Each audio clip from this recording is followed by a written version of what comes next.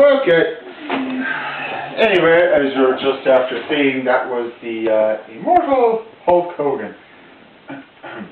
Anyway, of course, as everyone knows, unlike everybody, everyone was a Hulk Hogan fan growing up.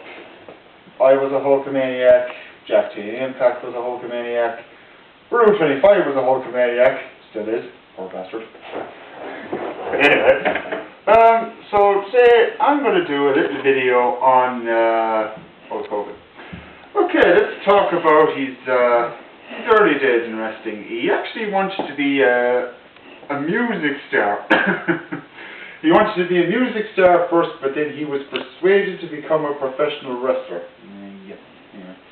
I think he trained with Vern Gagne for a bit, and then he trained with some guy called Hiro Matsuda or something like that.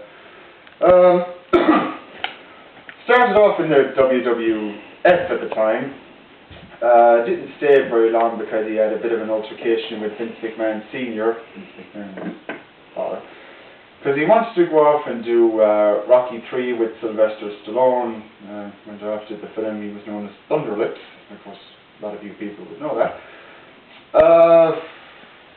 Then came back to the WWF after he married Linda. I think that's her name. Who cares? Then after that, he became quite possibly the biggest name in wrestling today. Like, I mean, if some of you people who are not wrestling fans, or some people who are wrestling fans for many, many years, like I am, then you could go out in the street, you could go to a bar, a nightclub, whatever, and you could ask anyone who Hulk Hogan is, and straight away they'd know. Let's see. Hulk Hogan as the WWF champion, WWE champion, WCW champion, whatever he thought he's won a major amount of championships. But one thing about it, not only was he the champion, but he was, if you look at any kind of merchandise store, his face was just practically on everything. Like, I mean, there was toys, there was bed sheets, there was video games, there was posters, you know, I could go on and on. Wrestling buddies, a lot of people would remember them. I had one of Hulk Hogan, not anymore.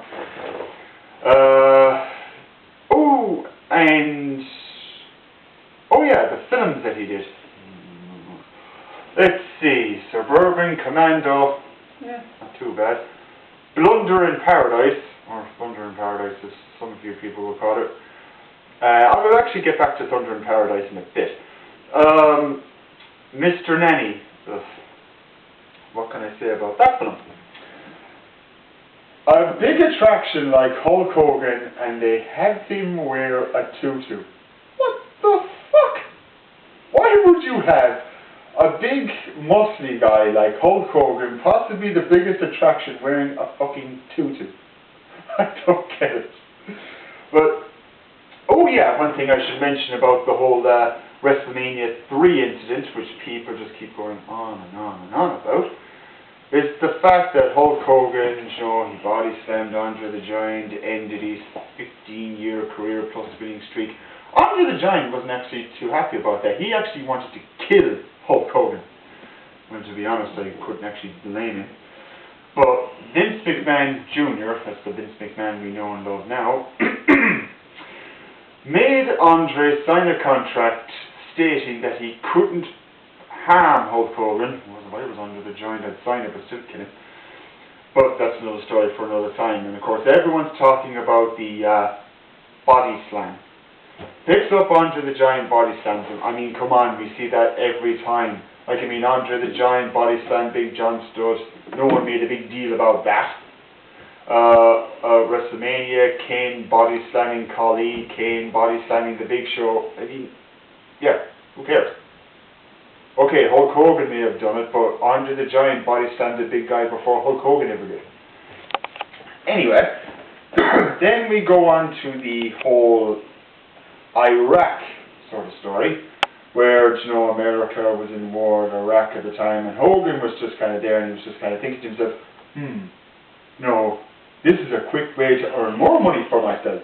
So what does he do? He becomes a nation's hero. Defeats Sergeant Slaughter, becomes WWF champion, whatever. And here's something now that actually is kind of interesting. A young wrestler at the time, well now he's known as a wrestling legend by now, some of you people may know him, Mark Calloway, The Undertaker. Name ring a bell, anybody? But he was breaking through in the business. His first year in the WWF, wins their top championship, and what happens? It's taken away from him a couple of days later by Hulk Hogan. Why am I not surprised? Then in 1992, Hulk Hogan says he is going to retire. Has his last match with Sid Justice. That was alright. Goes away for a year, comes back in 1993 at WrestleMania 9. A lot of people remember what happened there.